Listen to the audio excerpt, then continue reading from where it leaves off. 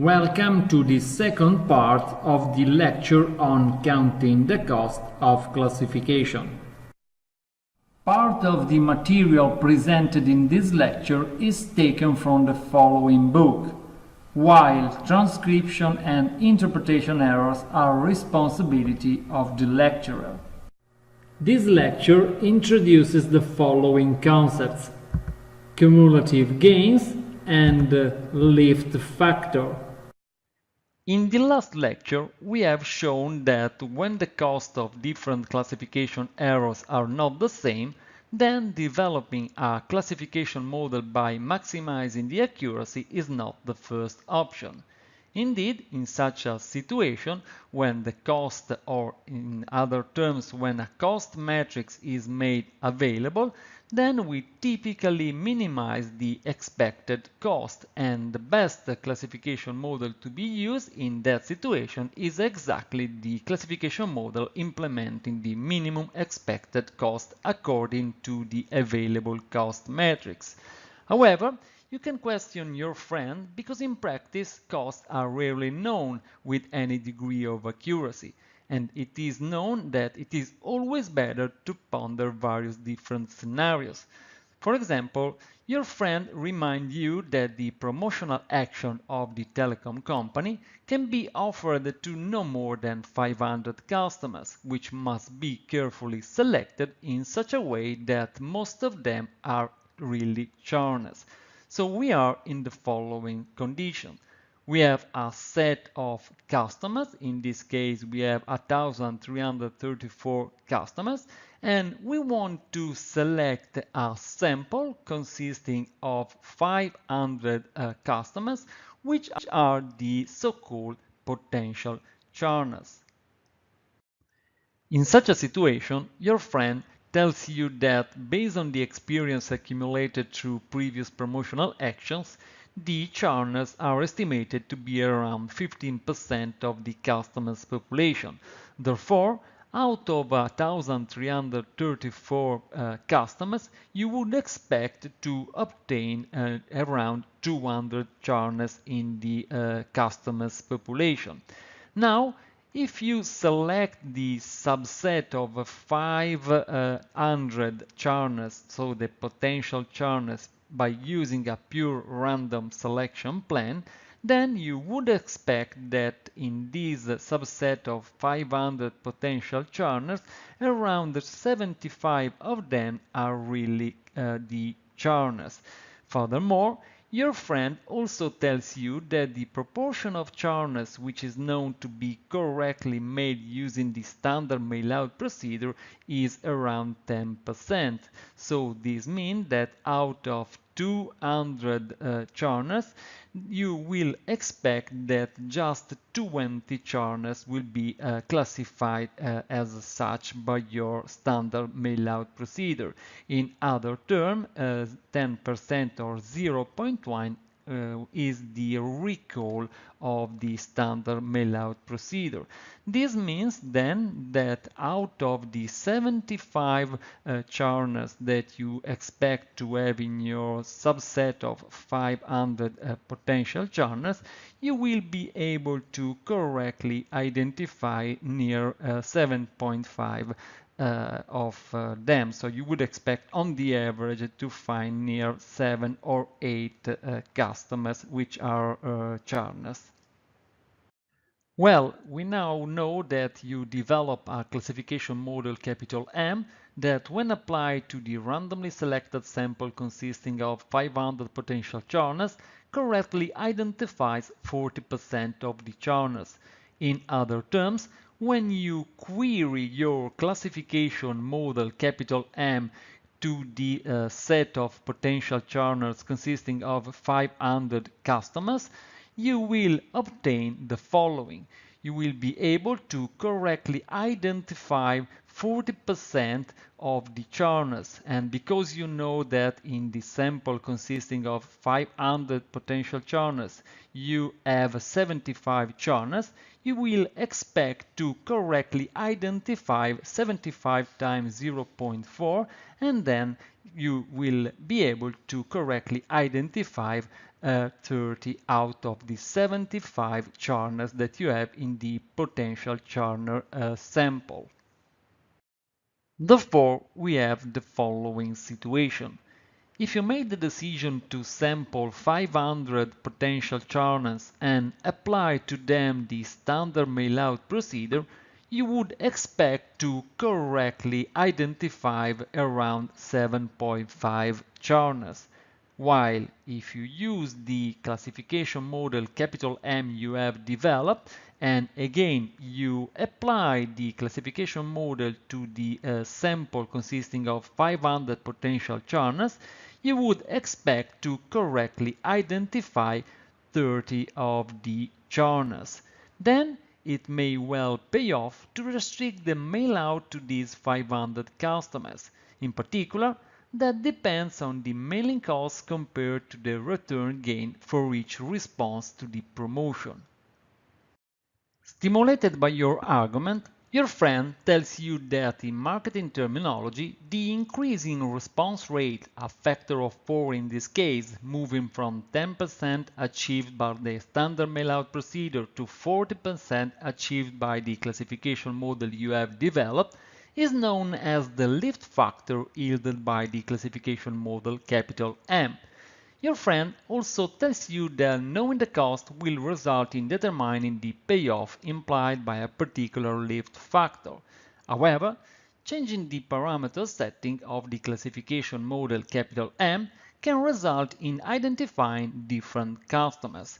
And to better clarify on this aspect, take into account the following situation. You have this set of customers that, when queried using the classification model 1, suggested to send the email message to a subset consisting of 500 customers. In particular, you know that the classification model M1 is capable to correctly identify 20% of the churners, so 20% of the 200 churners that you have in the considered set of customers. This means that this mailing procedure will be able to correctly identify 40 of the churners. On the other side, when you apply a different classification model M2, this model will suggest to send the email to a subset consisting of 200 customers, and in this case, the classification model M2 is capable to correctly identify 10% of the churners of the set of customers, which is equal to 200. Therefore, this classification model M2 suggests a mailing plan which is capable to correctly identify 20 churners. Therefore, in the light of what we have just presented and discussed, we can ask the following question. Which is the most profitable target for the mail-out? To answer this question, and so to select which is the optimal mail-out procedure, we must compute profitability. However, we all know that profitability can be computed only once you know the cost involved. However, we have alternative approaches to compare different classification models when the goal is to solve the mail-out problem. In particular, we can use the cumulative gains, which will be introduced and described in the next slides. To show how cumulative gains answers the previous question, we consider a classification model M which outputs the predicted probabilities for the positive class. Therefore, in our case, on the customer calls database, the classification model provides the probability that a customer is a churner. In such a situation, your goal is to find subsets of the customer set such that they have the following two properties. First of all, this subset must contain a high proportion of positive records, so the subset must contain a high proportion of churners. Furthermore, the subset must be such that it contains a proportion of churners which is higher than the proportion of churners contained in the original custom set. In such a situation, you can use the classification model, and in particular, you use the probabilities that are computed by the classification model. Then you proceed as follows. You sort the customer records of the customer set in descending order of the probability for each record to belong to the positive class. So for each record to belong to a customer who is a churner, or to have the value of the class attribute equal to y. To show how we proceed, we show on the right this portion of the customer's calls database, where we have the row ID, so the ID associated with each customer, and here the last column is the probability computed by the classification model that the corresponding customer is a churner. The first column is the rank, and indeed we sorted the dataset with the associated probability in descending order of probability. Then you find a subset of a given size with the greatest possible proportion of positive records, so a subset such that it contains the greatest possible proportion of churners. You just read the requisite number of records of the list starting from the top of the column. In this case, we make the decision to use the first 6 customers, so the first 6 records, to form the subset. The next step is to compute the lift factor associated with the classification model M, or with the subset of customers that has been selected using the classification model M. However, to compute the lift factor, you need to know which is the value of the churn attribute. So you need to know for each record belonging to the subset of customers that you have selected, which is the true value of the class attribute. So you need to know whether each record is a churner or not. The subset of customers we have selected consists of 6 records.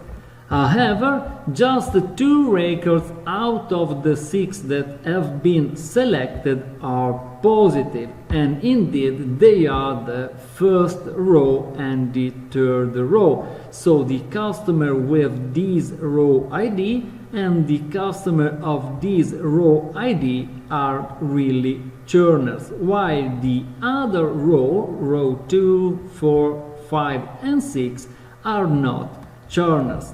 This means that 33% are then positive records, so they are really churners. This results in a lift value which is equal to 0.33 divided 0.15, so in a lift value which is equal to 2.2, where 0.15 is the probability, the a priori probability that a customer is a churner. We now compute the lift associated with a different subset of customers selected using the same classifier M. In particular, we take into account a subset of customers consisting of all the 10 rows that are reported in this table. In such a situation, we have that 4 records out of the 10 are really positive. Indeed, they are the first, the third, the 7th and the 10th row that are all associated with customers which are really churners. This means that 40% of the selected records of the selected customers are positive records or churners. This means that the lift value associated with this new subset of customers is equal to 0.4 divided by 0.15, which is equal to 2.7. We have then that this lift value is greater than the lift value we have obtained in the previous selection, so with a subset of customers consisting of just 6 customers. A graphical representation of the empirical procedure just shown, which allows to have a depiction of the various possibilities, will be far more revealing than presenting a single optimal decision. We then now introduce the cumulative gains diagrams. The x-axis of this diagram is associated with the percentage of subset size, so it is the ratio of the cardinality of the selected subset to the cardinality of the original set. In particular, if we have the original set consisting of 1,000 customers, then we will have that 10% will be equal to 100, 20% will be equal to 200, and so on. The y-axis is instead associated with the percentage of positive recurs. And to clarify its meaning, we simply assume, for example, that out of 1,000 customers of the original set, we have that 200 are positive recurs. Then in this case we will have then 10% of 200 will be 20, 20% will be equal to 40, and so on. So to conclude, the y-axis represents the percentage of positive records computed on the overall set of positive records. The cumulative gains diagram is associated with different lines. In particular, here we have the green one, so the diagonal line, which is associated with the no model or zero error classification rule. This rule simply selects the customer to be added to the subset by using the a priori rule, so it samples records as belonging to the positive class according to the proportion of individuals that are positive in the original set. The red line is instead associated with the classification model that we want to evaluate and compare using the cumulative gains diagram. Let us now show how to use the cumulative gains diagram. First of all, you select a given number of customers to mail out. For example, you select 1,000 of customers. Assume that the 1,000 customers you have selected, so the 1,000 customers belonging to this subset of customers, correspond to the 10% of the customer set, so to the 10% of the cardinality of the customer set. Then you go to the cumulative gains diagram, in particular to the x-axis, and you select the 10% value. Then you intersect the red line, so the line associated with the classification model, to compute which is the associated percentage of positive records, which is equal to 38%. On the contrary, if you select 3,000 customers to belong to the customer subset, then it corresponds to the 30% of the customer set. Then you go to the cumulative gains diagram and you select on the x-axis the value 30.